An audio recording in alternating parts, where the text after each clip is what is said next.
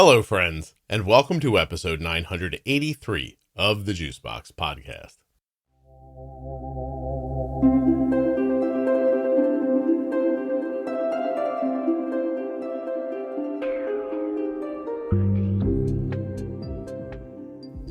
"13 years ago, when she was 19 years old, Lauren was diagnosed with type 1 diabetes.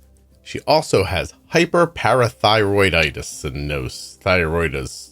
I'll let her tell you. While you're listening, please remember that nothing you hear on the Juicebox Podcast should be considered advice, medical or otherwise. Always consult a physician before making any changes to your healthcare plan or becoming bold with insulin. If you're thinking about getting a Dexcom, use my link, dexcom.com/juicebox. Considering an Omnipod, omnipod.com/juicebox. And if you'd like to get a free year's supply of vitamin D and 5 free travel packs with your first order, go to drinkag1.com/juicebox. I drink AG1 every day, and you could too. Don't forget to check out the private Facebook group, Juicebox Podcast, Type 1 Diabetes, for all of your diabetes community wants and needs.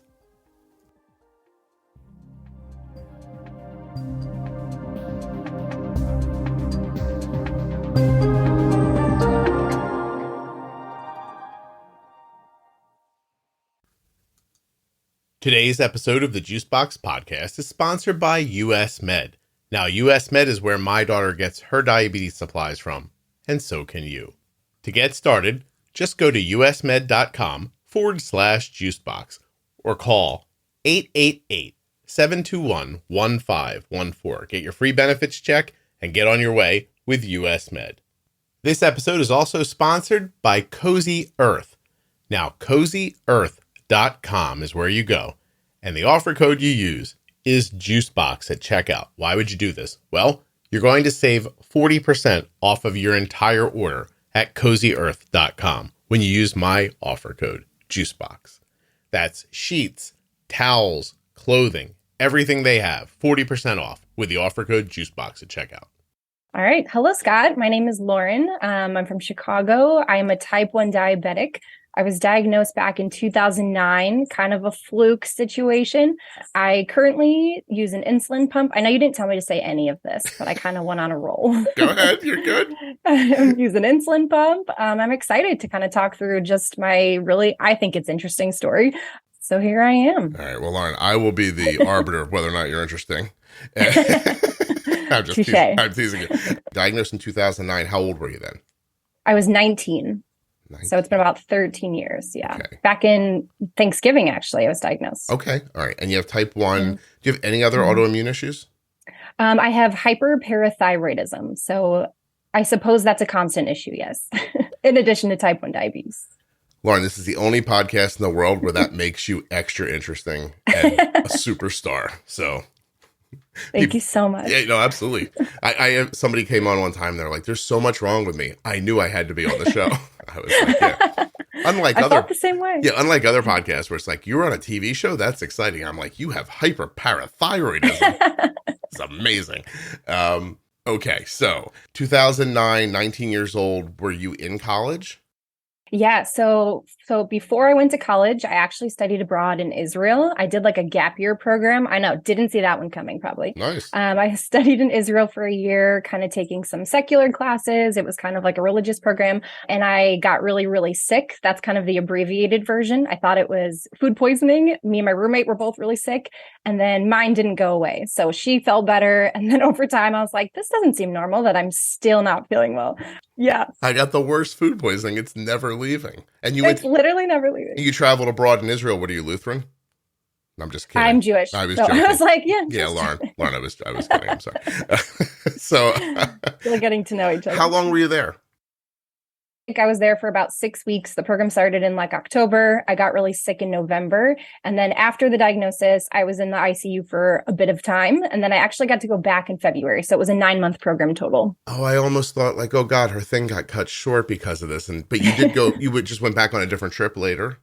So it was the same trip. My parents must have been like a little crazy. They let me go back on the same trip in February after I kind of recovered and spent some time at home. I know. That fast. God bless them. That fast. They rolled you. They fly you home fix you I up had an and ship you back? Yeah, Nice. pretty much in a nice little bow. I had an emergency flight home from Israel. It was like, if we're allowed to talk about finances, like a $40,000 flight home from Israel. I flew with like Netanyahu's paramedic. I had a nurse. I had some first class. I know, it was a whole situation. Who are your parents? They did not pay for that. It was all insurance based. Yeah. Really? Well, I guess I don't know all of the details of that. I have a family friend who's Israeli and spoke Hebrew and helped create the flights. He's a doctor as well. Shout out to Dr. El-Jadaf. Well, that's really amazing. How sick were you? I was really sick. I was at the ICU in Israel outside of Tel Aviv for almost 3 weeks, and they thought it was appendicitis. So they wanted to remove my pancreas. But I did have some friends who also spoke Hebrew, and they were like, let's get a second opinion. Hey, slow down, Lauren. I think you meant to say pancreatitis instead of appendicitis. I didn't. No? I meant to say they thought I had appendicitis. They didn't know what was wrong with me. Wait. They thought you had appendicitis and they wanted to remove your pancreas? I'm sorry, appendix. Oh, okay, you're right. All right. That's it. You misspoke somewhere, and I was like, I apologize. Yeah. You were like, my head hurt, and they tried to cut off my foot. And I was like, wait, what? Okay, so they thought you had pancreatitis. They thought I had appendicitis and wanted to remove my appendix. I wanted to move your appendix. But found out, yes. Thank you for the clarification. No, it's right. Somebody's got to listen to you. I know. I was like, I know this story. So someone stepped in and said, this doctor, I'm imagining that you know, and stepped in and said, hey, like, slow your roll. That doesn't seem right. Yeah. Yeah. Exactly. What were your symptoms? So the night that I got sick, I had like a lot of vomiting, just really fatigued. I spent 4 hours at the hospital waiting to get just like seen by a doctor. Finally, they said there was a lot of like inflammation near my abdomen, just like, again, feeling really nauseous, not being able to hold my bladder and things like that. I had one of those tubes that kind of go through the nose. Couldn't tell you what that's called, where it kind of like goes into your system. I had that for about 2.5 weeks. That was super fun. And then kind of just over time, they were like, oh, maybe there was a different organ that we missed. And then they realized it was pancreatitis. And by then I was already on a drip of insulin because my blood sugars were really crazy. Wow. Well, that's great. And are you type 1 at that point? Yeah. Well, so they told me that I did get diagnosed with pancreatitis when I flew back to the States. So it was acute pancreatitis. The doctors figured that out. They didn't know what caused it at the time, but they were like, you know what? You're on insulin. It could go away. They did tell me within a year or so that if my pancreas healed, I actually wouldn't be diabetic. And here we are 13 years later, still on insulin. But they figured out after about 4 weeks in the hospital in the States that it was caused by a parathyroid gland that was kind of like all the way down in my chest. Yeah. So kind of. How crazy is it that, I'm online too while we're talking, hyperthyroidism or hyperparathyroidism is when your parathyroid gland creates high amounts of parathyroid hormone in the bloodstream. These glands located behind the thyroid in the back of your neck are about the size of a grain of rice. Yeah. And you have 4 of them. Yeah. Yeah. Now it's crazy. So what do they do? Well, yeah, what do they do for this? Do they remove things? Do they medicate you? How do they handle it? Yeah. So back in the States, I was on insulin like for a long time. I mean, I'm still on insulin, but then about maybe 6 weeks after being in the hospital, they removed one of the parathyroid glands. So this really amazing surgeon with long, skinny fingers, I guess, like pulled it out. That's the story they tell me, that it like broke because it truly is so small. So she had to like scope it out. Yeah. And then from then, a lot of the symptoms started subsiding and I was just now like a diabetic. Now you were young then, so this question you might not know the answer to this question, but do they take out just one because one was defective, or do they take out one because they just wanted you to have 3? Because it was defective. Okay. Yeah. So they were all in your neck and mine was like all the way down in my chest. They took out the one that was all the way down there. Wow. So, and this is on these 4 things, these 4 parathyroids are on the thyroid gland itself. I think it sits right behind. Okay. Yes. Parathyroid glands on the back of the thyroid. Yeah. So, wow, it sounds like a delicate surgery. Are there any other issues that you're now looking, like, are you concerned about in the future, or is this problem not indicative of other problems? Yeah. So they told me later on that something, I get a check every year, they check my levels of everything. Right now, all of the other parathyroids and thyroid glands are intact.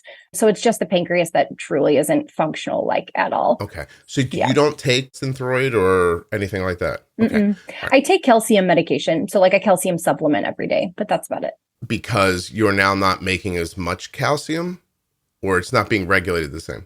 I overproduced calcium because of the hyperparathyroidism. And now I take it like once a day just to kind of even out the levels. Because it's being underproduced at this point. Yeah. Okay. Mm-hmm. Wow. Yeah. Jeez, that's insane. It's a wild story. Are there any people in your family who have gone through this, or are there other autoimmune issues back in your family line? And could everybody in the world stop calling me at the same freaking time while I'm making a podcast? Sorry, go ahead. They've got questions about hyperparathyroidism. Maybe they do. This is going to be my mom, by the way, who is now going to assume that the phone didn't work and try again. And if I text her, we'll never see the text. Sorry, go ahead. If you need to take a phone call, that's okay. I don't think I do. Unless, can you imagine if my mom passes away after this and it's your fault, Lauren, that I didn't answer the call? Oh my God, I will never be asked to be on a podcast again. No, you'll be a mush. Bad luck. Sorry. I'm sorry. What the hell was my question even?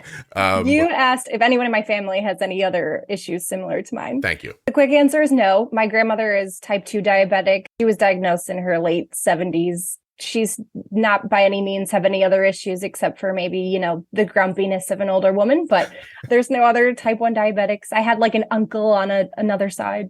An uncle on the other side who had type 1 diabetes, but we're not blood related. You're not blood related. It's just a guy you know. Yeah. Hyperthyroid, Hashimoto's, let's see, celiac, anything. Yeah, a bipolar grandmother, anything at all? You'd think, but no. Sorry. Wow. So it makes you a real anomaly in your family, though. It really is goofy. Yeah. I don't think I had any predisposition. And pancreatitis, I've always been told, kind of happens in like maybe some older people who have some big drinking habits and things like that. So I had none of those. Mm. You hadn't done 40 years of drinking in your first couple? Not at that time. So they never gave you any reason for why this happened? No, the biggest thing I could uncover from all of my like Googling and stuff was that it was like a dormant defective gland that kind of just, I don't know if it was like stress induced or something like that, but I still to this day, I've had doctors come in and ask me questions for textbooks. And there was a lot of like learning doctors at the hospitals who were like, you're a puzzle. And that's why I was like, that's unhelpful, but it's not really anything you can pin down, but have you ever wondered just the illness, like the food poisoning? Do you feel like it like pushed you over an edge or something like that? I truly have a vengeance against this Chinese restaurant in Israel. I'm like, I will never go back. I have really bad memories, but I do think about it sometimes. Yeah. Well, I looked up the restaurant and it's called the Parathyroid Killer. So I don't know why you went in there. I think it closed now because of bad press. The bad story about you. One girl's thyroid explodes after she has a dumpling and we can't do business anymore. Chinese restaurant in Israel must be amazing, right?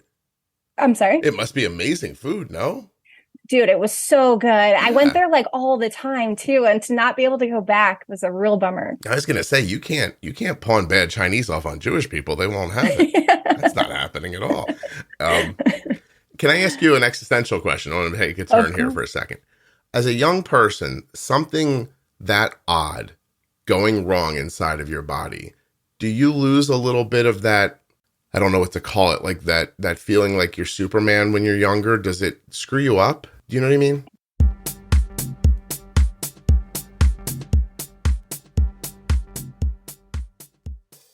Everybody who has diabetes supplies, but not everybody gets them from US Med, the way we do. usmed.com/juicebox or call 888-721-1514. US Med is the #1 distributor for Freestyle Libre systems nationwide. They are the #1 specialty distributor for Omnipod DASH, the #1 fastest growing tandem distributor nationwide, and they always provide 90 days worth of supplies and fast and free shipping.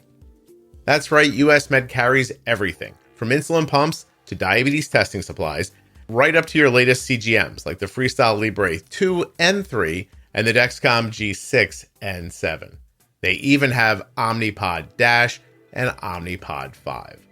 They have an A+ rating with the Better Business Bureau, and you can reach them at 888-721-1514 or by going to my link, usmed.com/juicebox. When you contact them, you get your free benefits check, and then if they take your insurance, you're off and going.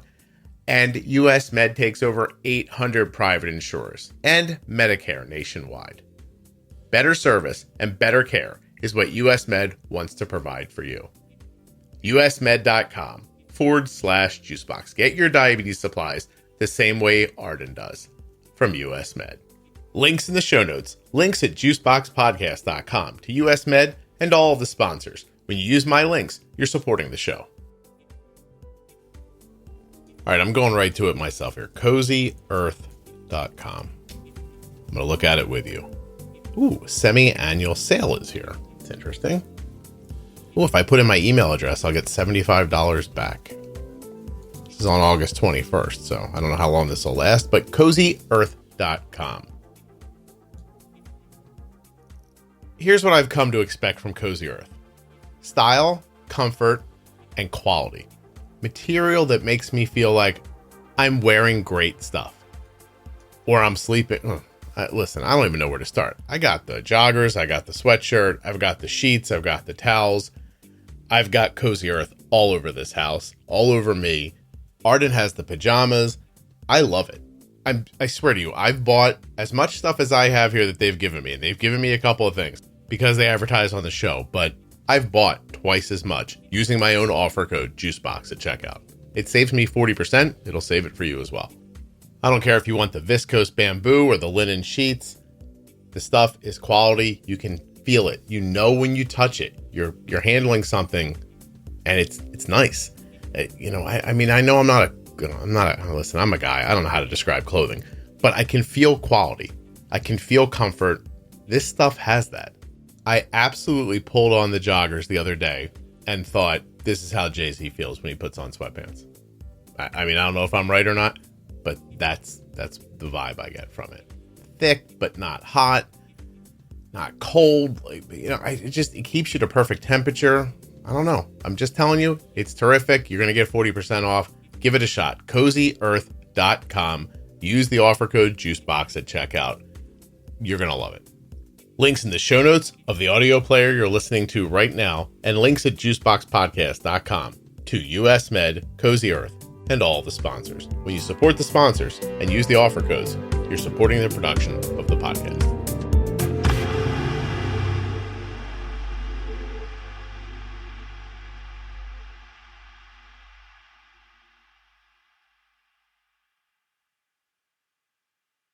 Does it screw you up? Do you know what I mean? Yeah, it's a great question. And to be quite honest, I actually think I had the opposite effect. I don't know if it was just this religious program that I was a part of. It was an Orthodox program. Mm-hmm. I loved it. I myself am not Orthodox, but it was a very spiritual program. And I almost feel like it was like I was in this really great spot of being among people who are pious and holy, and people would visit me all the time. And I actually, I really didn't feel that I was in like a depressive state or kind of like, why me? I think I had a really amazing support system. I got very lucky. My best friends were on this program too. Mm-hmm. They'd come and bring guitars and they'd sing and they would, be there a long time, which is awesome. So I think if I didn't have that, for sure, I would be a little bit more like, well, yeah, I was wondering about if your brain goes down the road of like, wow, two incredibly uncommon and rare things have now happened to me. Yeah. And if that would make you feel like you were on unsteady ground. But so it sounds like support from other people helped you from having to wonder about that. Absolutely. That's yeah. Excellent. And I mean, I was never alone. I think part of it's being 19 in a foreign country. So there's always someone kind of with you at the time. Mm-hmm. Definitely helped a lot. Oh, wow. Okay. So now we're home after the trip, which I guess it's not diabetes related, but it would be wrong to not ask you, like, what was your big takeaway from your trip? What do you think it did for you? And what did you learn? Absolutely. I would say in general, just becoming a stronger person. I think I'm a little bit passive, a little bit soft-spoken. I think it really taught me I grew up a little bit. I think I really had to kind of be more independent. I had to kind of navigate these like crazy, difficult things that maybe college students don't experience their first year in college. It really made me kind of appreciate my family more and kind of being away from them, and yeah, kind of just building strong relationships with people. Things people don't normally experience, like rocket fire, or just like being on your own, and like what was your experience like while you were there? Yeah. So I would say, we had a lot of autonomy, which was awesome. I definitely felt nervous sometimes, maybe walking alone, but we were always kind of like chaperoned and supervised. But it was really amazing. I mean, just experiencing a different culture that was outside of my own and really having to navigate that, not knowing the language. I still don't know Hebrew. Mm-hmm. I always kind of like showed my phone, like, this is what I'm looking for, you know. Help me, please. Yeah, it's just the bathroom, you know. Scary going into a hospital in that situation? Yes, definitely. I shout out to all the nurses, even if they don't speak English, do their best to help you through everything, though. They have roommates there. Maybe America does this too. I had to like share a room with like a woman similar to my age, and she had been there for like 3 months. And as she was like getting discharged and checked out, she left me this like poster that in Hebrew had some nice, beautiful saying, and she blessed me. And like, that was really cool. I had no idea. We kind of grew close, I guess. We shared a room for like 3 weeks, but that was kind of a different experience, you know, different roommate experience. Did you ever speak to your parents about it afterwards and what it was like for them to have a young child that far away and sick? Yeah, definitely traumatizing. My poor Jewish mother, just every day awake, and the time difference was really tough. So I remember calling them, and this program kept Shabbat. So like, it was like a big deal that I called them, and I was like, listen, I'm at the hospital. Don't freak out. But like, I don't know what's going on. And my mom's like, what do you mean you're in the hospital? And what do you mean we have to come get you? And yeah, they definitely, I was surprised they let me go back after all that. Okay. So for everyone in the middle of the country who is now wondering, I think I know, but Shabbat. Oh, yes. Tell people what it is. So Shabbat is a Jewish weekly, I don't know if holiday is the word, but observance where you don't really use your phone, you don't drive. It's really a time to be together with your family, be with guests and things like that. And so on this program, we were having something called a Shabbaton, where we were actually off our campus and we were at a different city. So we were kind of singing and eating and things like that. And we don't use our phone or electricity and things like that. And all of a sudden I'm like ill. And I was like, I got to call my parents. All right, Lauren, test my understanding of the faith, okay? Is it true that sometimes people will, like, have a neighbor turn on something to get around the Shabbat rules? So, like, is that right? Like, and you can't directly ask them, right? Right, you got to be sneaky about it. Called the Shabbos Goy. I know things I shouldn't know. And I didn't want to say Goy out loud because I wasn't sure if I was allowed. So you can kind of like in an example where you were in an apartment building and you wanted to use I don't know, a light or something like that. You can't turn it on, but you could have someone to your home and then mention how dark it is and 100% hope they turn the light on. Right. So it's very true. Yes. You can kind of like indirectly be like, man, it'd be great if we, accidentally turn that bathroom light off. Right. You're not supposed to directly ask. And do people sometimes leave lights on so that they have them for the next day? Is that right, too? Absolutely. Yeah. Why do I know that? Do you know a lot of Jewish people? Well, yes, but that's not why. I'm going to guess it's somewhere between a sitcom and Howard Stern that I know that. Those are my guesses. That feels right. Yeah. Those are my guesses about why I might. Because as you were talking about it, I was like, I think I know more about this. Which is just exciting for me in general. Because you can imagine if I can't interact with you during this conversation, it's just really you talking and me sitting here going, I have a podcast, but I don't say much. I mean, what does that really mean at this point? I have the ability to record you. You know what I mean? I mean, if I'm not in the game. All right. So tell me a little bit about being diagnosed with type 1 diabetes at that point in your life. Obviously, it was a shock, but how did you know you had type 1? Yeah. So when I was hospitalized, they basically were like, hey, your pancreas does not work. You have something called type 1 diabetes, which makes you insulin dependent. And at that time, I really didn't know anybody growing up that had diabetes. I knew my grandma took some like oral medication. They really had to explain it to me like a 5-year-old. They were like, you are going to take these like needles. There's going to be medicine in there. And I wouldn't give myself shots for probably like 3 months. I was like, I couldn't do it. I had the doctors do it. I had my parents do it. It was like so freaky to me. I feel like everyone has like a needle phobia, right? That's a thing. Lauren, I have to tell you, I never understand when people are like, I'm one of those people who doesn't like needles. I'm like, who do you think are people who do like them? Exactly. Yeah. Right. Like a secret society of people are like, oh, you know what I love? It's easy for me. Yeah. But you resisted it longer though than a lot of people do. Yeah. I think the denial stage lasted a number of years. And then slowly I was like, all right, this stuff is not going away. This is something I'm going to have to just like learn to do on my own. And I actually did not get a pump until about 6 months ago. I'm 32 now. I didn't get a pump until 6 months ago because I was so against it for so long. I'm going to ask you why in a minute, but first, if I don't ask you this, I'll never forgive myself. When you didn't want to give yourself shots, did you just trick your neighbors into doing it? No, I did it. Yeah, that's funny. So I started using some humor to cope with it. And my fiance will yell at me. He's like, don't tell them you used to shoot up. That's not funny. But I felt the need to share that joke, that I would just kind of like a little bit make light of it. Like I would leave and go to the bathroom and do it. But it took mentally like a long time for sure to like. Okay. The idea of, I've never really dug into this with anybody. So is it the pain from the needle? Is it the idea of you doing it? Could you not bring yourself to watch it go in your skin? Like, what was it about it that really stopped you? I have a very high pain tolerance, so I don't think it was the pain. I think it was watching, because what I think happened the first time I tried to do it, I think I like missed, or it didn't like break the skin. And I was like, shoot, I have to do this again. So yeah, I think it's kind of the contact of the needle and the skin. It gives me like the heebie. Now it's fine. Yeah. But the first couple months, yeah, I think it was like, you have to make sure you're doing it kind of on an angle to make sure it goes through. That's interesting. And tell your fiance, by the way, that I imagine everyone who has diabetes has said, I'm going to go shoot up. I'll be right back.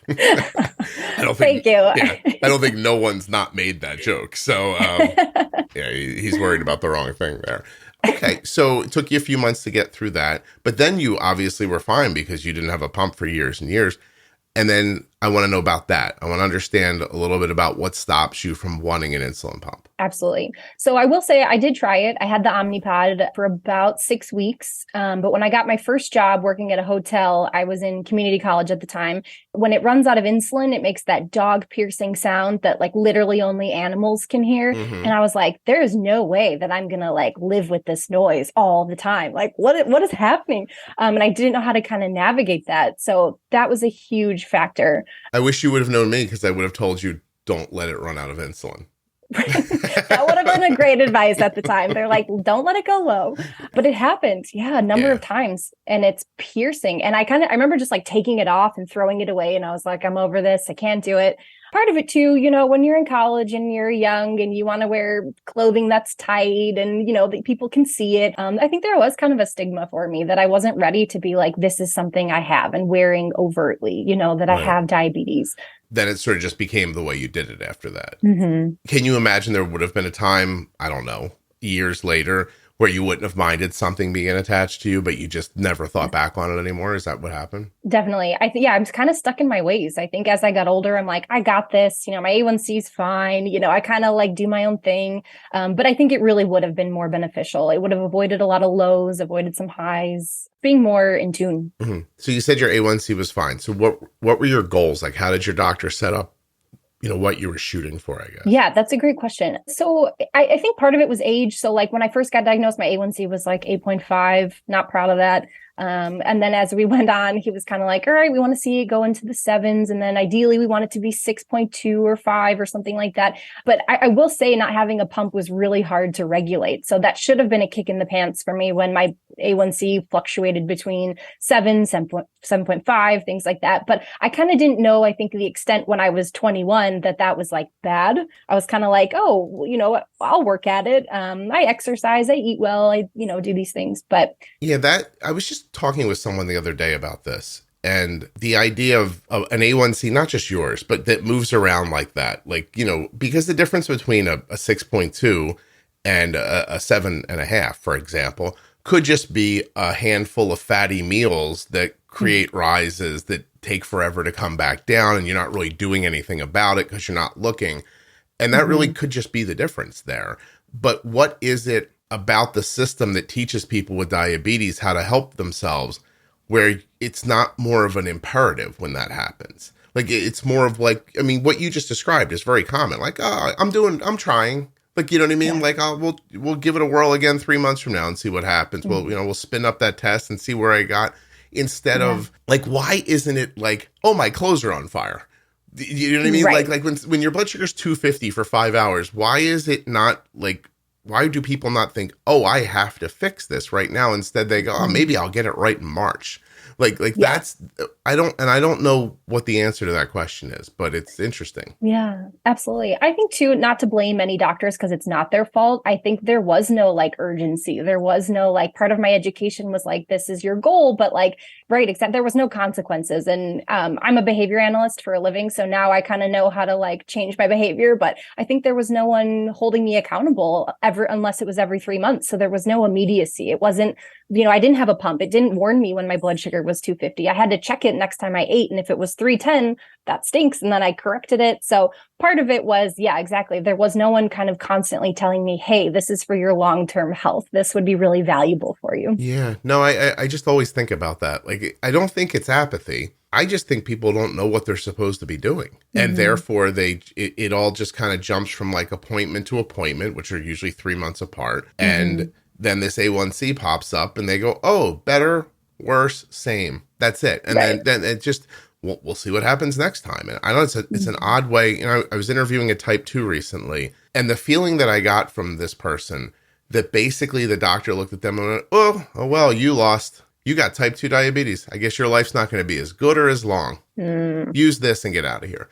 And, eat better and exercise. And that's just it's just such a strange thing to me. Can you imagine if you went to the hospital and you said, I have a valve, it's gone bad in my heart. I need you to clear the valve open. And they went, nah, did this to yourself. See ya.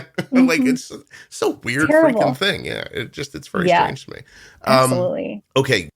You just said that what do you do for a living? I'm a behavior analyst. I do ABA therapy with kids with autism. Oh, thank God. I thought you were like judging me right now. I get that a lot. They're like, are you studying me? I'm like, no, not that kind of. I was like, I haven't been nervous making this podcast ever, but it's going to happen in a second because you were like, can we use a camera? And I'm like, sure. Now I'm like, oh God, she's looking at me. She's like, I'm watching this guy. I really regret the camera. Yeah. I now believe you're looking at me thinking, you're not Jewish? Seriously? But all my Jewish friends, so I'm adopted, right? So for many, many years, I had no idea about my lineage whatsoever. But every one of my Jewish friends was like, yo, you're definitely like came from like some Jewish household. And I was like, I don't know. And it turns out furthest thing from the truth. I finally found out. I'm like the product of, so my birth mother, it was just like I don't want to say hillbilly because that seems wrong. But they were from a rural place. Okay. And it seems that they traveled a great distance. Have I ever said this on here, Lauren? I'm not sure. I'm thinking through my own recollection. There's 800 episodes. So they traveled, my birth mother, who was the oldest, I believe, of 9 children, traveled from pretty far south to pretty far in the Northeast to track down their cheating father. Oh, the plot thickens. This is what I've been told. I believe my birth mother was around 19 or 20 years old when this happened. They ended up staying in the Northeast for a while where she became pregnant. The mother, which I guess would be my grandmother, was able to corral the cheating man and take him home, but they did not let them take the baby home. They didn't let her take the baby home, which would be me. So they made her give me up for adoption. And then they went back to, I'm assuming, the side of a hill that they live on or something like that. Now, you're looking at me now, and you're watching me speak with my mannerisms and everything, and you're saying, it's a good thing they left him up here. I did not think that. I think that. I look at myself and I think, honestly, I'm totally going to be Ned Beatty if they take me back. You know what I mean? Which, it is their loss. Yeah. It's a bad reference that most people won't get, but it's not the point. Anyway, that's what, I don't know why I told you that. Thank you for sharing it. You're very welcome. Oh, and I have another thing I want to ask you. When you say that's a good question, is that a conversation technique or do you believe it's a good question? I genuinely think it's a good question because it forced me to think about it. Okay. All right. So, again, this is my first podcast. I don't know the etiquette. There's no etiquette. You're doing great. Thank you. Yeah. But no, I mean, there are conversation techniques that people use. And I think that's a good question is one of them. It gives people time to think, right? And so it gives your brain a minute and you don't have to begin to speak right away. So what it generally means is, oh, you've just asked me a question somebody hasn't asked me before. That's the idea, right? Definitely. Yeah. I learned that. I was going to say, on your podcast? I was gonna make a joke, and now it seemed wrong for me to even say it. I was gonna say something like I learned that when I was abandoned in the hospital. I'm really bringing out some triggering information. But I was too young for that, so that is not. So the joke didn't work, and then I thought, oh, people won't find that funny anyway. Had I been in a group home for a number of years, then I could have said like, oh, I learned that in the group home, and then that would have been funny. But anyway. It was still good. Yeah. That was quite a departure. But I know where we were. So great. So you are living as an adult on MDI. You're not struggling with your A1C because nobody's telling you you're struggling, but do you have an internal feeling you'd like it to be better? For sure. Yeah. So after doing like my own research, I was like, I definitely should be at a different level where I'm at. But again, I couldn't bring myself to get the pump, even though I knew it was like the best next move. So I would do things like, I'm just going to like check it more frequently. And I actually like used to mess. I don't know if I should like admit this on a diabetes podcast, but I used to like mess with my insulin counts, like my carb ratio count a little bit. And I would like reduce my Lantus a little if I like ate like less or like things you're not supposed to be doing as someone without like a doctor's oversight. So does that Lauren, make sense? It's super interesting that you said that. So I'm going to guarantee you that 89.1715, all the way up, almost 90% of the people listening to this podcast are like, oh, she's delightful. These people are moving their insulin around all the time. And I would argue that is what you should be doing, because you can't make an adjustment 3 months from now from something that happened today. It's not going to be meaningful. And the entirety of how we have this system set up for people, I think is wrong. I think if you listen through, I know you've heard the podcast, but don't listen to it. There's a series inside of the podcast called Diabetes Pro Tip. If you listen to that, you wouldn't have said that. You would have said, Scott, you would be proud of me because here's what I did. And because that's how I think. I think that the entirety of managing type 1 diabetes is understanding that diabetes is about timing and amount mostly. You have to use the right amount of insulin at the right time.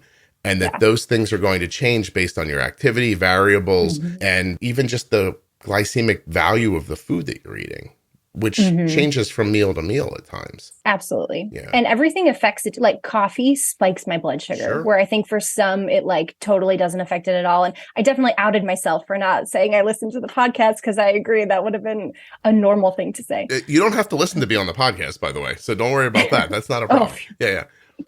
No, I just think that that's good. I wish you would have gotten to it sooner. But I mean, I think that's amazing. Like like what do you do during an illness or your period if you're not willing to manipulate your insulin to fit the need, you know?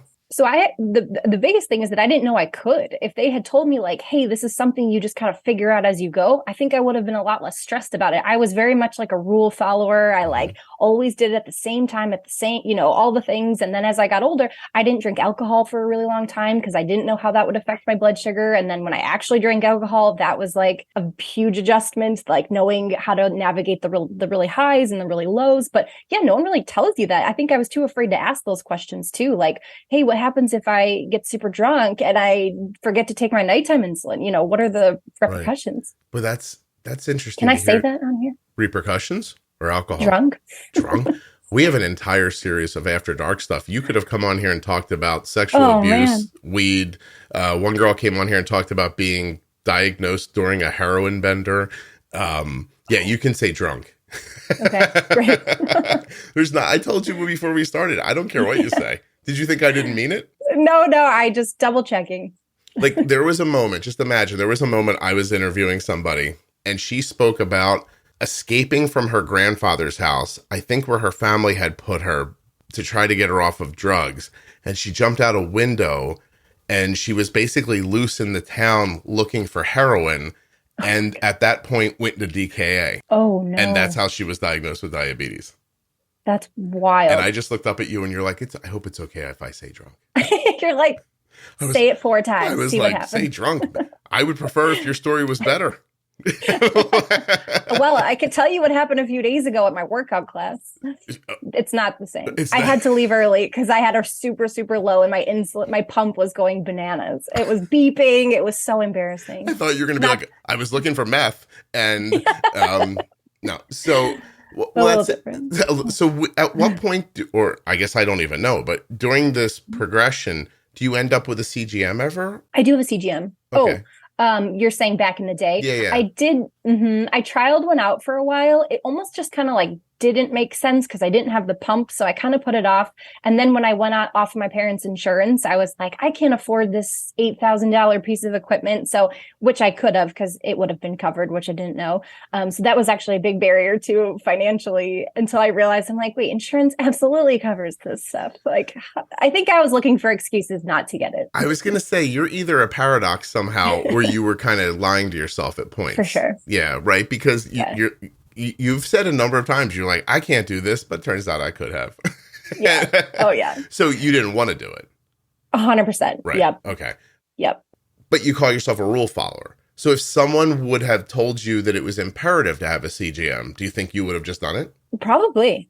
I think that would, I mean, and my doctor did say, he's like, this is definitely the best course of action. But again, when you're 20 and you're kind of like, it didn't want it on me. And it was like a whole thing. Even now. You worked at a hotel, you said, when you were younger. I did. Is that like working in a restaurant? I've never worked at a restaurant. So here's the thing I'm going to ask you. They say that restaurant employees do a lot of intermingling after hours. Does that happen at a hotel, Lauren? It does, but not in the weird way that you're alluding. Okay. I did get some goofy people that would ask me to like take them on tours of Chicago. And I'm like, you are in Deer Park, Illinois. There's no way. There's nothing here. It's not the part of Chicago you're thinking. Right. Exactly. We have Target. Yeah. No, there were some. We have Target. This is a Red Roof Inn, not the Ritz. Right. So what I was imagining is not happening. And I don't know where I was going with that. Now I was like, I got questions where it was headed. Well, I think I was asking if everybody was banging each other after hours. Oh, that I don't know. Okay. I guess it's possible. You weren't, is what you're saying. I wasn't, okay. Right. If you were, would you tell me? Probably. Now that I know I'm able to. That's amazing. Oh, okay, great. Okay, so CGM was brought up to you. You did trial it a little bit. How long ago? Like, did you get a real, like, right now they're amazing, or did you get sort of like one of the beginning ones? I think I had a beginning one. Now I have a Dexcom and I love my Dexcom. I can't imagine not having it, but this was probably, I think it still was a Dexcom, but they were like much bigger, I feel like, than they are now. Yeah. So the receiver was weird and clunky. So did you have like the egg shaped one? Yeah. Yeah. Okay. So so basically you had one of the very first ones. It was good. I mean, I wouldn't badmouth it. It saved my ass with my daughter over and over again, but it was not as like finely tuned as they are now as far as the data you get back. So you tried it, you went backwards. When did you finally end up with one? Was it Dexcom first or did the pump go first? I got the Dexcom first and then the pump. Yeah. Okay. And it's awesome because now you can bolus from your phone, which is amazing. That also helped. So I don't even have to take out the pump. So you're using a tandem pump now? I am. Yeah. I have a tandem. Are you using Control IQ or? I am. Okay. Yeah. All right. Also life-changing. Yeah. Let's talk about that. So once you get the CGM and you're really starting to see the benefit of it, what's the first thing that seeing the data makes you think? It was worth it. It was worth it. And I'm data driven for my like career. I'm really into graphs and numbers. And I like love to graph my own blood sugar, which is probably weird, but it was really cool to see just the in range and having that percent of like, hey, you were in range 90% today. That's really reinforcing for me to see it like stay within that range. Cause I never had that before. I never knew what my number, it's a little obsessive. I don't know if other people feel this way. I'm like always checking it, but it is cool to know at any moment where you're at. So you like the positive reinforcement that you get from it? I do. Okay. Just like bare bones though, like when you put it on, did you think, oh wow, I spike after every meal, or I'm low here and I didn't realize it? Like, and then because I'm assuming that your A1C and your variability is better now than it was before that. So like, I'm wondering what, when you looked at it, what screws did it make you want to turn? Like change in my day to day or like? Yeah, well, change in your management and how you used insulin or even how you ate or anything like that. Like what, did you make adjustments off of seeing the data? A little bit, yeah. So I guess I take less insulin than I did before. That was kind of nice because it's always giving that like basal amount, which I didn't know what basal was. I didn't know what bolus meant. Like I didn't know really, I guess I knew what bolus meant, but that's been really helpful. So like being able to like kind of, not that I don't eat what I want, but kind of eat more freely because the algorithm calculates it for you. I don't know if that's kind of what you're getting at. So it's a little bit less thinking now than when the pens you have to like twist and adjust, give yourself a correctional amount. It kind of like takes away some of that like mental math. Yeah, I'm not trying to get to anything. I'm trying to pull out what your actual story is. Like, I don't care what your answer is. I just want to hear it. That's all. So, Sure. Yeah, because my imagination is that whether you're a person who understands insulin out to the nth degree, or you're someone else, or you're a person who's not bolusing, like there are people listening who have these stories. And I think it's valuable if you tell yours so that other people can hear theirs in your story. Because I mean, when you say you didn't know what basal was, when you were MDI for all those years, did you like, let's understand what that meant. You injected basal once a day, I'm gathering. Did you ever put it in and think, this is the insulin I'm using that holds my blood sugar stable at a certain thing? It has nothing to do with my food. Like, did you have that understanding of it? Or was it just like a person who told you like, hey, this is this much at this time? For a long time, it was just people saying you give the Lantus at night and then you take the Novolog in the daytime. No one ever told me that you can stack insulin. I had no idea what that was until 10 years after I was diagnosed too. So I do think I didn't get the same, maybe I did get the education and I wasn't paying attention, or there wasn't like enough follow-up. But absolutely, they never said like your Lantus, you take it this time and it keeps you regulated overnight. And then this is your short acting insulin. They probably said it was short acting, but I didn't know what that meant. I didn't know that that was to combat the carbohydrates you ate throughout the day. I didn't know that certain foods could spike my blood sugar. I'm making my team of doctors sound really terrible, but I think it was. No, I think what you're doing is giving a fairly accurate assessment of how most people are shepherded through type 1 diabetes. Like, here's enough information for you not to hurt yourself. You're not really going to be able to help yourself too greatly because you don't understand a lot of the moving parts because we haven't told them to you. And because I'm guessing of the age you were when you got it, you were sort of like, I don't really want to know about this. This sucks. I want to go to Israel. I want to work in the Red Roof Inn. I want to, I'm going to go to college. I'm going to learn things. Then by the time you come through it, I think that the direction you got was good enough that you were generally healthy. So you had no reason to look and go, I'm not doing this right. Whereas you can hear any number of interviews on here where people come in, they're diagnosed at your age. They don't give a crap. Their health gets poor through college.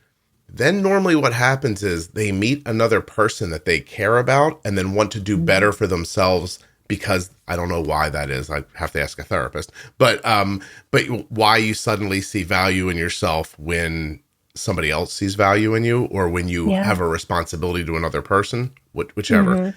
And then they have to reassess because they're so bad off. There's no ignoring it. But you were in a reasonable place the whole time, right? Yeah. So there was no reason for you to like sit down and go, hey, Google, what is basal insulin? Or what, you know what I mean? Like, really tell me, like, what is this thing I'm doing? Because you were doing okay. Absolutely. What makes you want to understand it better after that? Or do you not? Or are you just like, hey, this algorithm works and I don't give a crap why?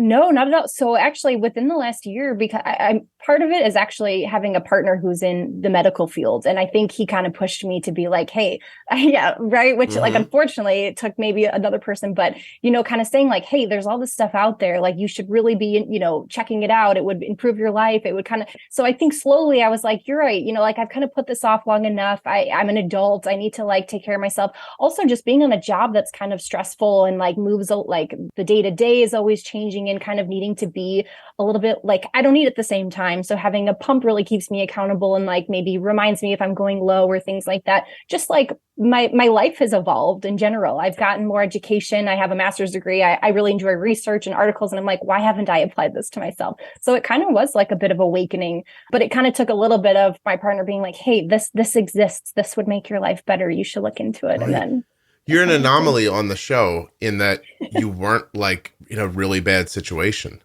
or you weren't the kind of person who either was super type A and like, I have to understand all this, or had a parent who was up your, because you were diagnosed, like, we're going to take care of it and you just go to college and we'll stay on top of everything. You're lucky.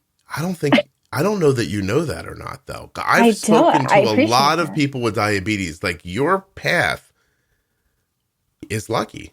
I think that's my assessment, whether you're not really asking me to assess you, but like that really, based on all the people I've spoken to, yeah, I think you got, and the reason why I say that is because I've also spoken to a lot of people who are much older, who can talk about their life. Like you're talking about it a little in retrospect right now, not a lot, right?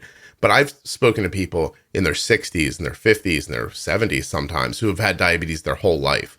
And when they look back and they're still healthy now, they have no idea why. And we pick through their stories, and sometimes their stories are just, they got lucky along the way. I think you're one of the lucky people. That's really nice. I've never been told that about my diabetes, but I appreciate it. I am absolutely going to have to I'm going to have to keep this going for a really long time and have you back on when you're like 55. Yeah. Check it in 10 years. Yeah, things could How change. old are you now? What'd you just say, 33? 32. 32. Hold on a second. I'm 51. You're 32. You don't. I can't make a podcast when I'm in my 70s. And just be an old man clearing his throat the whole time. I'd be like, hold on. I'm so dry. My teeth are sticking to my teeth. You could. People do it all the time. How many people are speak to their older parents, and before they talk, go, Mom, take a drink before we start this. Clear your throat. Anyway, so I know that might be weird. Let me ask you, is that strange to hear? It is. I've never been told that. I do think, as you were kind of talking, I'm like, did I just like cruise through the last 10 years of diabetes? And was that all like, cruise is maybe like a loose term. No, I didn't want to say that, but yeah. Yeah. But like, maybe I did. Like, I never thought about it that way. It kind of just like was what it was, like.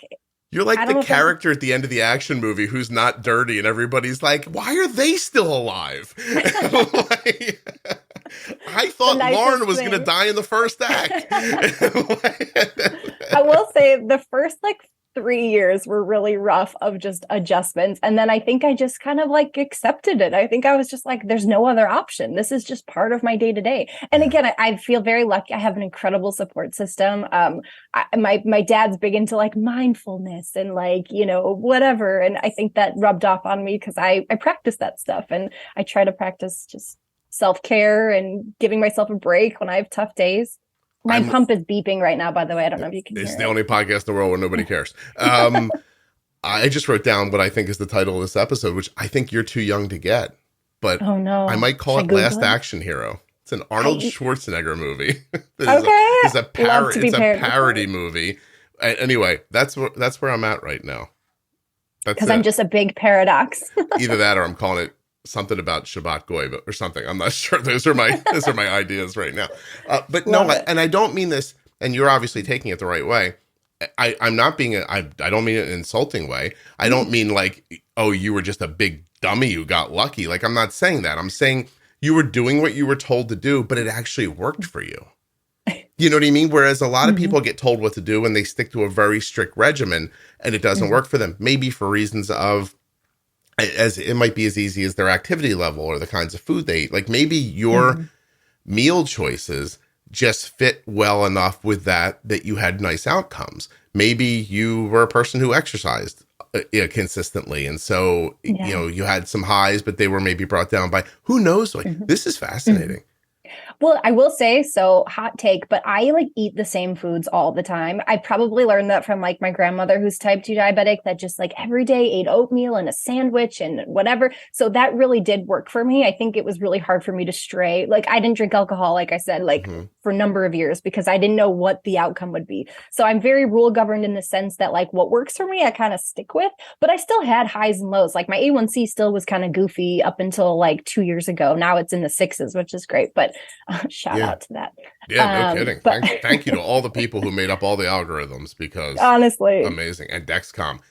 Somebody said to me one time, Dexcom's expensive. I was like, listen, you Hey, this is the wrong place for this, but people make businesses to make money. I don't care what they're making. You don't have a cell phone if the guy who came up with it first wasn't like, I really want to make a bunch of money and I think this is how I can do it. Yeah. And then and then once they come up with a product that really is great, you want them to innovate it. And you want them to make it better or faster or smaller, whatever the hope is for it.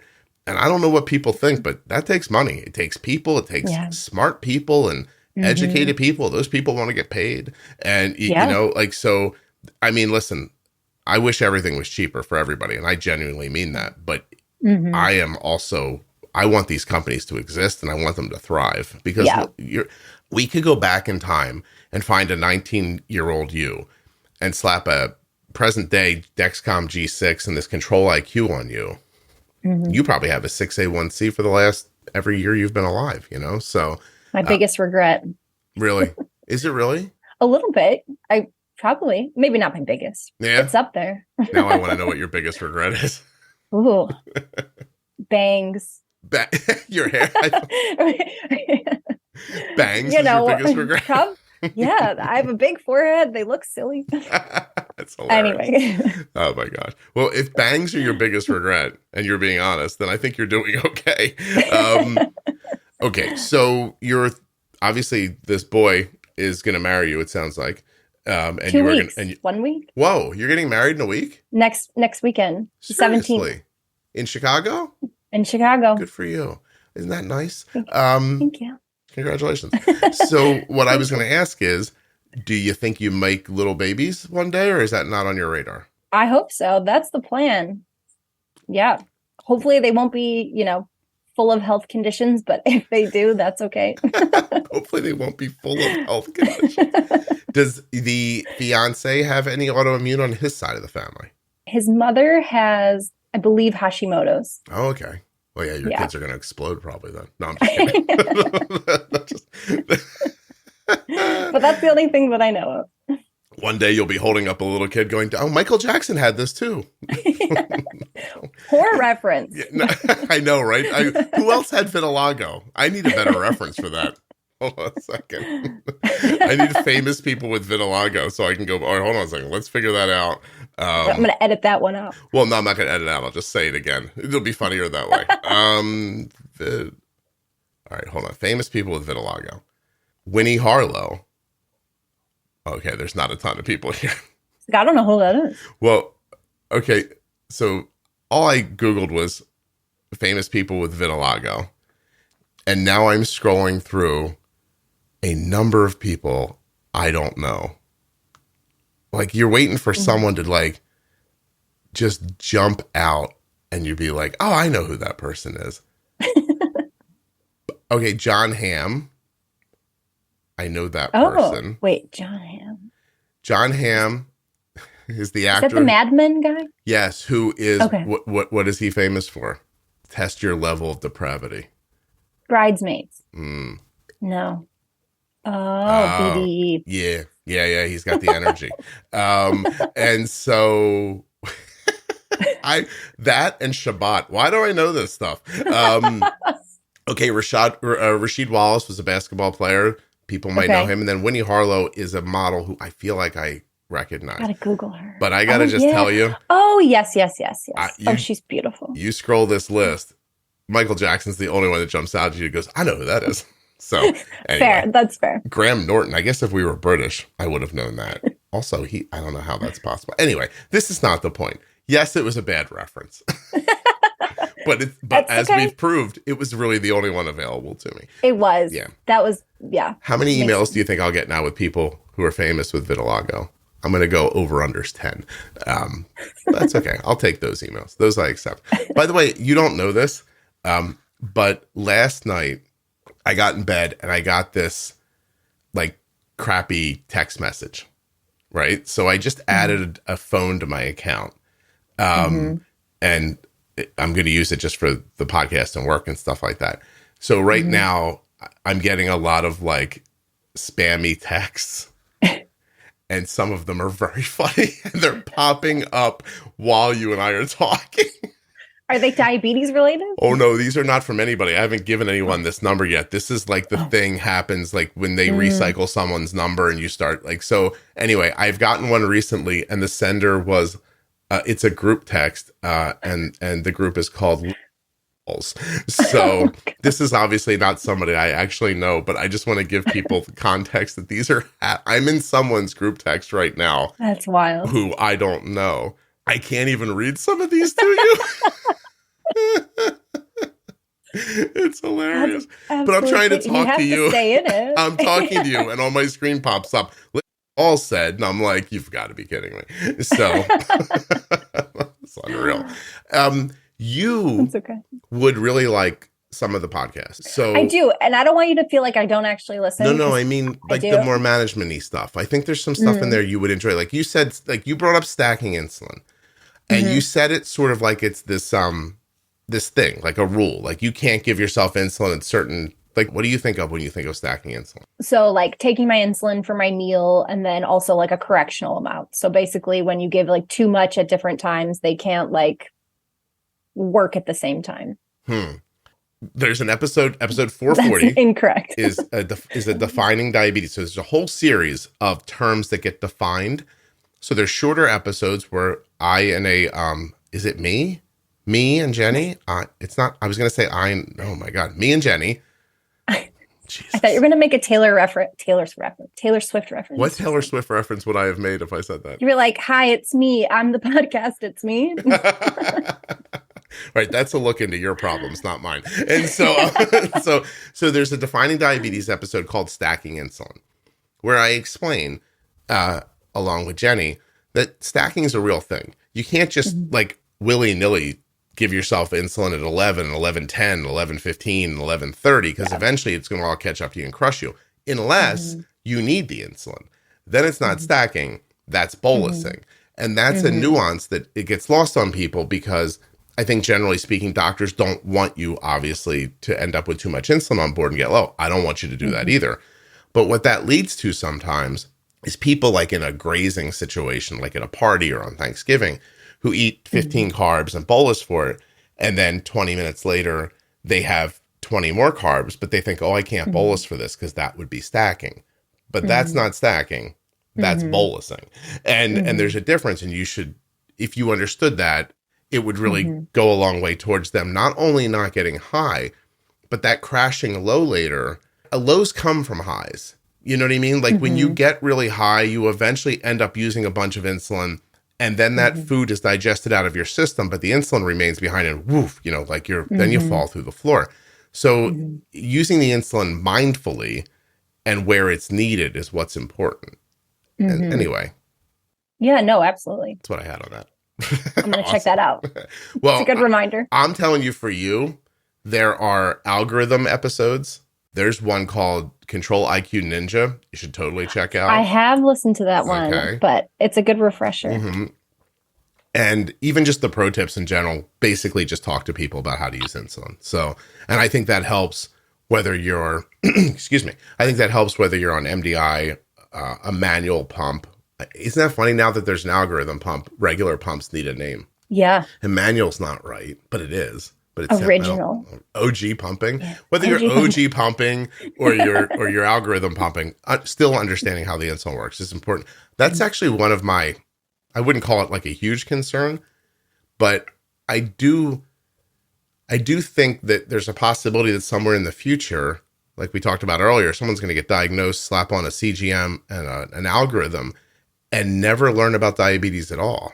And maybe that's not going to matter, but I don't know. Maybe it should. I think it should matter. It matters to me. I think people should understand how their insulin works. I will say too, something that I thought was an underused service that I didn't get until I was older too was a nutritionist, which just seems really simple, but I've been seeing one now every year just to kind of maintain and ask questions. My diabetes educator is also there. And she's actually the one that recommended Juicebox, by the way, the diabetes educator. She's lovely. Thank you to her.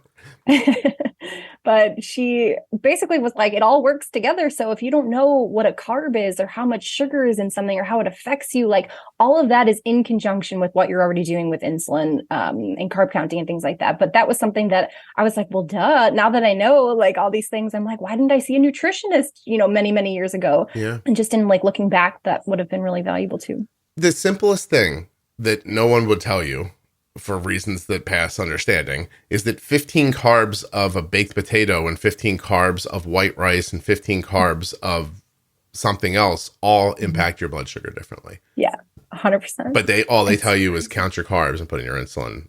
Mm-hmm. And then you're like, I don't understand why my blood sugar is high. Like silly things like the one that pops into my head most recently is that the riper a banana gets, the harder it hits your blood sugar. Because it technically has more sugar in it as it's ripening, right? But no one tells you that, and then it's just, and then you go along eating, a bananas, blah, blah, blah for so long. And then all of a sudden you're like, oh, I don't want to eat this one, but I will. And then boom, I don't understand what happened. Diabetes is so unpredictable, and then you start saying things like that, where it turns out it was very predictable. You ate an incredibly ripe banana, and that's why it hit you differently. High sugar. Yeah. It's super interesting. So, okay, so you're not concerned about having children. It's not in your head. How do you share your diabetes with your fiance? I'm interested in this because you've had it for a very long time. Is it something that he's involved in? Is it something he's not involved in? Is it something he understands but doesn't touch? Like, how does that work? Yeah, definitely. So he's a dentist. So he's definitely learned a little bit about that. He's got patients that have high blood sugar issues and things like that and understands diabetes in general. So I think it was really helpful to have someone with like kind of a background a little bit in it. So I talk about it constantly. Like he definitely is like, oh, I know that coffee spikes your blood sugar. So I don't feel that I've like kept anything. So I used to keep my A1C from him when it was kind of high, actually. So that is something I was like a little ashamed about. I was like, I'm not telling you what it is this time. But normally I'm very open. Out of embarrassment or because you thought it didn't make you look like a good a good wife material? Where you're like, I can't let this guy. I'm trying to get some of this sweet dentist money here. So you know. Yeah, we first started dating. I couldn't use the shoot up joke for like 6 months. I'm like, I gotta like make sure he's in it for the long run, That's something. So he So let me like put you in a scenario. You get the flu. Sure. By the way, I hope you do not get the flu. But you get the flu and you're really wrecked. He can help you with your insulin? Could he make decisions autonomously or no? I think so. Yeah, definitely. Yeah. I mean, we've been together long enough too. I think he kind of like knows how everything operates. He came with me he like understands like the control IQ, how to like when I first got the pump, I could not figure out how to get the insulin into the like, what is it even called? The cartridge? The cartridge. I had to like read the instructions for a full like 3 days. And I'm like, okay, so you flick out the bubbles. And he like helped me with that. He like understood how that worked. But again, like I had only done it maybe twice at the doctor's office. And I was like, I get really nervous. Tandem customer service, by the way, is 15 out of 10. They are incredible. They were on the phone with me. For so long talking through stuff. So my point being is that he's watched me do it now a number of times that he can help with that and understands that stuff. I just changed the title of your episode when you didn't know what a cartridge was. I'm now calling it Lucky Lauren. Oh, that's so funny. Oh my God. You're like, you just live in ignorant bliss. Must be nice. You're like, what's this thing I'm holding? What is this? It's a pen. You've been using them since you were 4. Oh, it's wonderful. It's just great. Every time I want to write something down, it's there and it works. It's terrific. Who made this thing? So no. I love the way. I imagine you're not a stressed out person. I really try not to be. Yeah, no. Like, do you have anxiety? 100%. I lived in a Jewish household my whole life, but I do think that the anxiety has also been really like motivating because I like am afraid to like do something wrong. So I think diabetes has actually helped me manage my anxiety, which I don't know if that's weird to say, but. Well, it is weird to say because no one's ever said it before, but I appreciate what you're getting at. Let me pick through it for a second. Do you think you have a diagnosed anxiety, or do you think that you've just lived in a, this is so weird now because of what's going on in the zeitgeist right now, and by that I mean Kanye West losing his mind. I so badly don't want to make a lot of like Jewish jokes, which I do see as very lighthearted. For instance, when you said you're marrying a dentist, I thought, I know. well, of course you are. And you're like, this girl's a cliche all around. Your mom was not going to let that not happen. And so, but like, do you mean real anxiety, meaning like diagnosable anxiety, or do you mean that like energy that I don't know how to quantify, but every one of like, I have a very good friend. He's a cliche is the best way I can say it. Like he's vibrating and worried about everything. And we can have these great conversations where we complain about the whole world. I love complaining, Lauren, in a way that is hard to put into words. I'm not really upset. I just love to complain. It's like one of my favorite pastimes. I can't even do it around my wife anymore because she hates it. But I get together with my buddy. We can complain about anything, like anything. And it's like a sport. But I've never met a person more worried about everything in my entire life. And I don't know if that's literally genetic, like if it's passed down, if it's learned. I don't know what it is. Like, I don't know where it emanates from. Like, I've heard Jewish friends say whose parents were kind of like grew up around the Holocaust, right? Like they weren't directly involved, but maybe they were the children of somebody. And that they say like there's a sadness and a worry and this feeling that something bad is going to happen that they live with.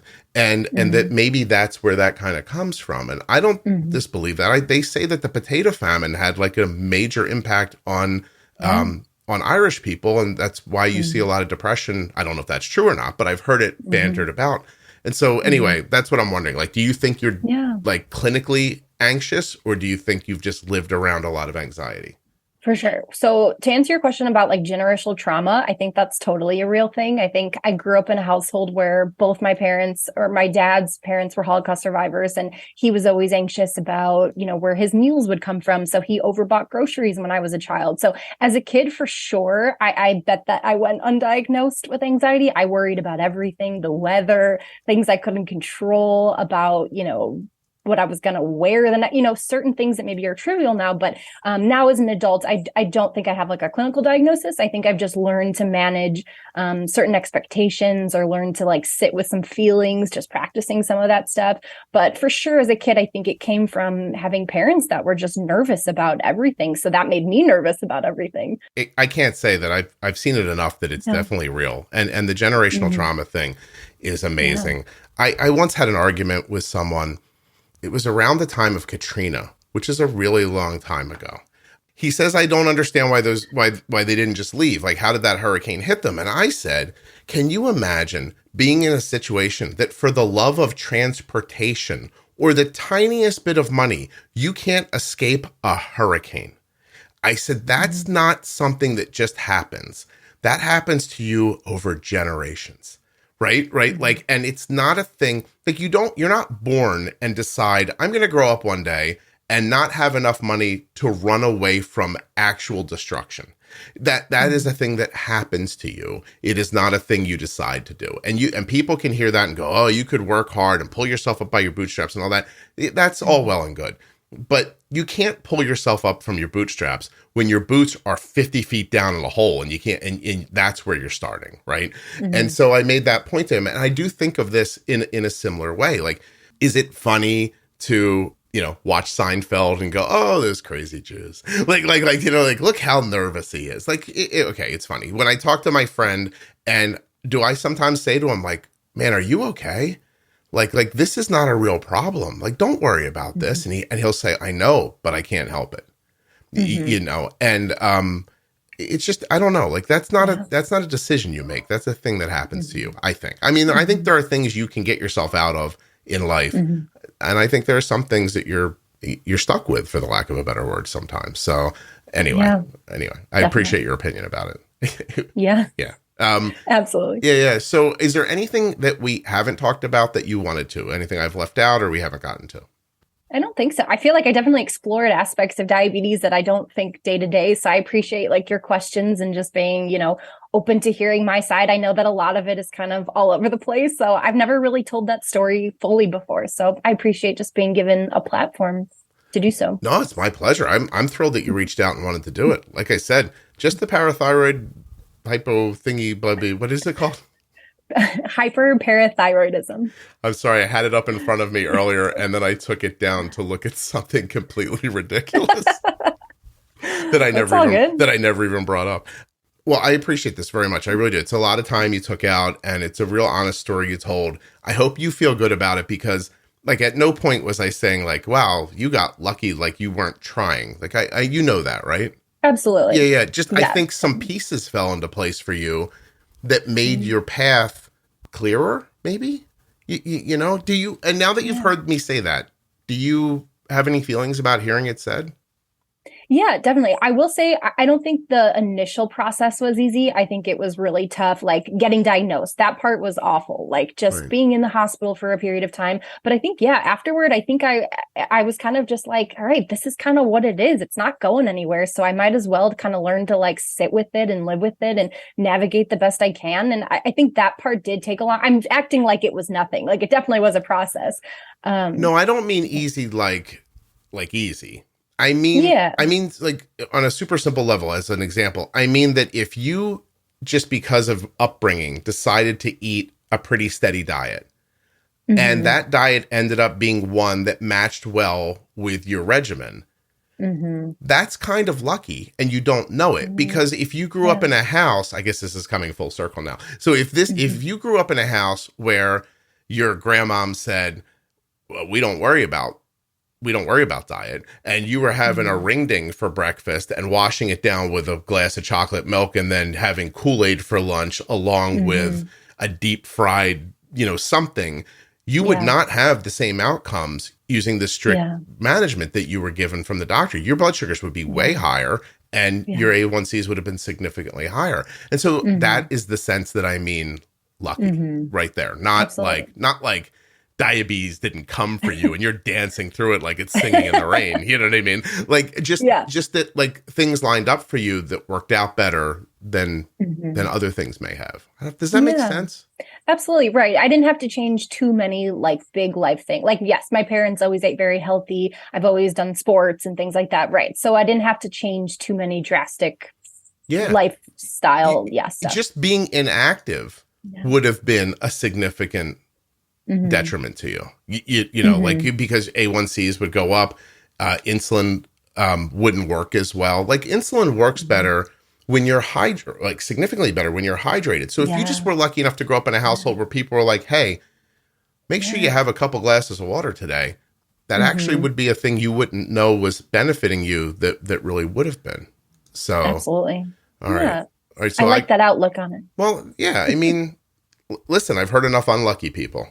Like, seriously, like I've heard people who grew up in households that were undereducated, who didn't understand nutrition at all, who are now in significant problems. And I don't give them, I guess the way to make you understand how I feel is like, I don't blame them.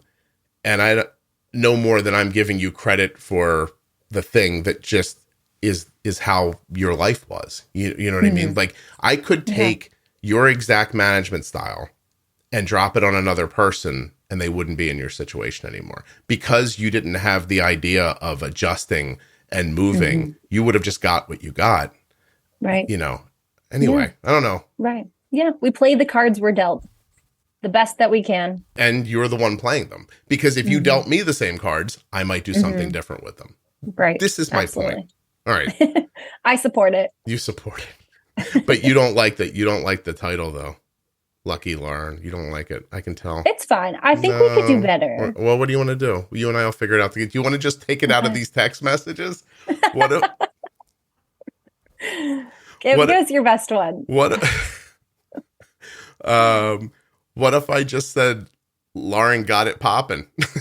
I think that would I feel like that wouldn't feel like it's about time. No, it's got nothing. Oh, you have to dig through the episode titles a little more. None of them are about diabetes. Oh, got it.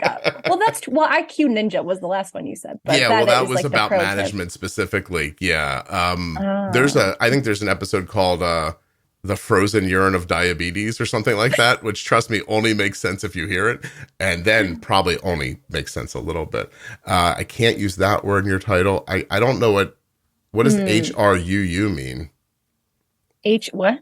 Is HR, is it HRU. like an internet? How are you? Oh, is that what it means? I would assume so. I'm looking at it right now. High rated underage users work group. That's definitely not it. Hold Oh, on. What does it mean? What is it? That was from like a government website. HRU is an acronym meaning how are you? Listen, see, you're younger than me. That made sense to you. And then somebody said, good, how are you back? it's heating up this group chat. Someone's calling me Manny. Oh, I have an idea for a title. Go ahead. What about like diabetes entered the chat? Oh, Not great. well, I don't know. Something. It's a little on the nose, but I don't mind it. Okay, we're getting closer. All right, so here we'll do something that I usually do at the end together. I usually say goodbye, and then I do this. I talk to myself. I go, Lauren's 32 years old. She was diagnosed in 2009 at the age of 19. She went on a trip to Israel where she was diagnosed with hyperparathyroidism, has type 1 diabetes, uses Control IQ and Dexcom G6, resisted a pump for many years, didn't like needles in the beginning. We joked about calling the episode Last Action Hero, Lucky Lauren, or Diabetes. Red Roof Inn. The Red Roof. Ooh, the Red Roof Inn. Holy, why don't we just do that, Lauren? That's great. All right. Yeah, let's just do that. Okay. We're just going to call your episode. Is it going to be The Red Roof Inn? Oh, else is good, by the way, in case you guys were wondering. Let me clarify that. I did not mean that. Am I going to have to bleep this out? No. I did not mean that that Balls was good. I meant the guy or girl, I guess if I'm being fair, Balls is doing well because they were asked how they were and they said good. And the person who's talking with them is also good, in case you guys are wondering. There's a new text. It's kind of late, so what's you guys' names? Oh, am I in a random chat? They might have just taken random numbers and put them together. All right. Who knew they got a celebrity in there? Yeah. Can you imagine right now if they knew what was happening? I think the dynamic of the chat would change. Do you want me to tell them? Sure. Don't use my name, though. No, we're not going to use names. Hold on. So, okay, hold on a second. You all right? Do you have time for this? I know you're busy. I do. You're like a real job. I took a half day at work today. I actually have another question for you. As crazy, wait do you see me transition from this back to my question? Okay. Okay. Hold on a second. All right. So I said, hey, everyone, no idea how I got in this chat, but I am currently recording a very popular podcast. I will not tell you which one, but we've been reading your text into the recording as this went on. If you have anything to say to the people, this is your last chance. Now, while we see if they respond, I'm going to ask my question, which, again, I don't mean any disrespect to. Do you have any insight on autism's an interesting thing, right? Because it feels like it just showed up. Excuse me, which it didn't, obviously. But we became very aware of it, I guess is probably how it happened.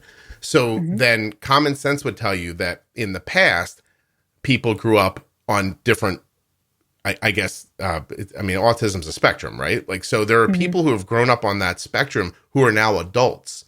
So my question is, how many of us are dating, married to, related to a person with autism who doesn't know they have autism? Do you think that happens? Do you ever meet people as adults and think, because you would know, right? Like if you were talking to me and I had autism, would you be able to like smell it on me? You know what I mean? No, I don't do like any diagnosing. People always ask me this question. I have experience working with individuals of a wide range of abilities, and I might be like, oh, that matches something maybe I've seen with an adult with autism, but I would never be like, Scott, you do all this, and this, you have this. No, I definitely, and for the people out there, I do not diagnose whatsoever. Okay, so I hear what you're saying. Legally, you don't, and like technically, you don't. But you've never been at a party, and you're like, yo, that guy's on the spectrum. I mean, it's definitely like crossed my mind where I'm like, okay, it's the social skills maybe are a little subpar, like, again, like lack of eye contact is a big one, but colloquially, I wouldn't be like, oh, every single person knows someone. Like, it's definitely being more diagnosed now, just because like that label is maybe also no longer like people aren't afraid of that to be. So that's my follow-up question is, are we now just calling awkward adults autistic? I don't think you still have to go through some like testing, but I definitely think that like people are getting the label a lot more than they did before because they're matching certain behaviors that are associated with it. Okay. Yeah. Because I mean, if you think about it, like in reverse, if you marry, I don't know, this guy, okay, and 35 years from now find out that something's going on with him that was previously unknown to, medicine or, the general population, it's weird. Like, it would be weird to just look up one day and go, oh my God, I had no idea about that. And then my question is, does it really matter if it didn't really impact anything? And does it just become trendy at some point to say, I have this? Like, because that does happen, right? There's that, what is it called? Like a social contagion where suddenly everybody just says like, oh, I'm that, and then they start identifying, like, you know what I mean? I hear what you're saying. I do think people are just more open to it. I think there's less of a stigma now. So people aren't afraid to be like, oh, my son has autism versus like he has defiance disorder, like, which maybe he also does. But I think it's like one of those things that now insurance covers ABA therapy, but you need a diagnosis. So to be able to get certain services, you actually like need to have that requirement of having like an actual, diagnosis to get that stuff. So I think that's a big factor also. And maybe you're not the right person to ask, but would people who, I'm going to say legitimately, but I don't mean it that way, but like people who, legitimately are on that spectrum, have autism, right? Is it insulting to them for someone to roll around and be like, I'm autistic? Because I've seen adults do it. Like, people are just like, I have autism. I'm like, what are you talking about? It would seem insulting to me. If I think it's insensitive. Yeah, right. Okay. Well, but I wouldn't equate it to like if someone comes up to me and they're like, "Oh, my blood sugar's low. I need to eat something." I wouldn't be offended by it, but I think because autism is like it's a community. It's people are very proud to be autistic too. It's no longer something where people are like, "I'm trying to fix these people." Like it's so I think that would be very insensitive to be like, I have sensory issues. I have autism. You might have sensory issues, but if you weren't diagnosed, it's not fair to say you have autism. The first place I became aware of that feeling through the podcast was a person who has PTSD said, I'm sick of everybody who's been through something scary telling me they have PTSD. They don't know what PTSD is. And I think I think it's one of those things that was colloquial, since you used the word, I'll use it too. And then because people started to understand PTSD better, it became insensitive to say. And I'm not usually a person who's real worried about what's insensitive. I guess that became obvious as we were talking. But I do, in these specific scenarios, I do think it's just shit to do, being perfectly honest with you. Yeah. If you don't have PTSD running around saying you have it, I mean, it's almost like it's almost like stolen valor a little bit, like in the same way. Like cheapens the label kind of thing. Yeah. Like don't say you were there if you weren't there. Anyway, all right. I kept you longer than you imagined you were going to be kept. That's okay. This was really great. I enjoyed talking to somebody who doesn't listen to the podcast a lot. So, because you didn't always know where I was going, and I was like, this is better. Oh, good. Yeah, this was terrific. All right, I'm gonna say goodbye. Hold on 1 second for me, okay? Okay.